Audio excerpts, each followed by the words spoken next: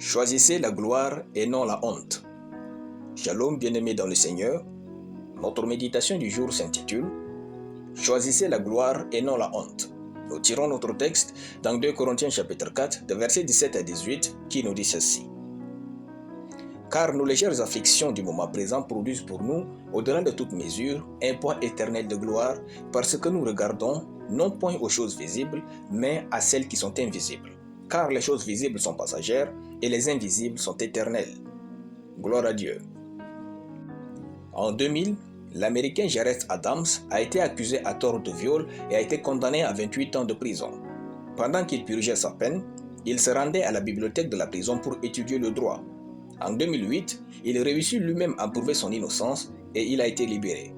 Dès sa sortie, il s'inscrit en tant qu'étudiant et devint avocat plaignant pour des causes similaires. Il a réussi à faire libérer un homme qu'il connut en prison et qui avait été aussi accusé à tort de viol. En 2016, il est devenu le premier acquitté avec l'aide du projet Innocence à être embauché comme avocat par l'organisation. Frères et sœurs, la vie est un choix et vous êtes l'auteur de tout ce que vous faites, de tout ce qui vous arrive.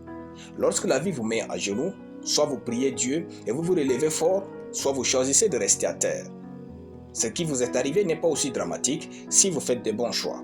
Votre viol, la perte de vos parents, la perte de vos biens, vos échecs, les accusations, les combats sont certes difficiles, mais ce n'est la faute de personne si vous continuez à vivre comme une victime. Jared n'a pas laissé les autres définir le genre de vie qu'il voulait avoir. Il a pris sa vie en main et écrit son histoire. Les gagnants transforment les drames en victoires, tandis que les perdants en font leur existence. Notre verset dit « Nos légères afflictions du moment présent produisent pour nous, au-delà de toute mesure, un poids éternel de gloire. » Ainsi, au lieu de choisir de vivre dans la honte de nos afflictions, choisissons la gloire à venir. Dieu est très bon pour laisser n'importe quoi nous arriver sans servir à nous faire du bien au final. Ne laissez pas votre passé définir votre présent. Ne laissez pas la vie vous faire croire que vous êtes ici pour souffrir. Au contraire, vous êtes dans ce monde pour briller, pour vous réjouir, pour servir Dieu et vivre une vie glorieuse. Choisissez donc la gloire et non la honte, bien-aimés. Alléluia. Nous allons prier. Père glorieux, je te rends grâce pour ta parole.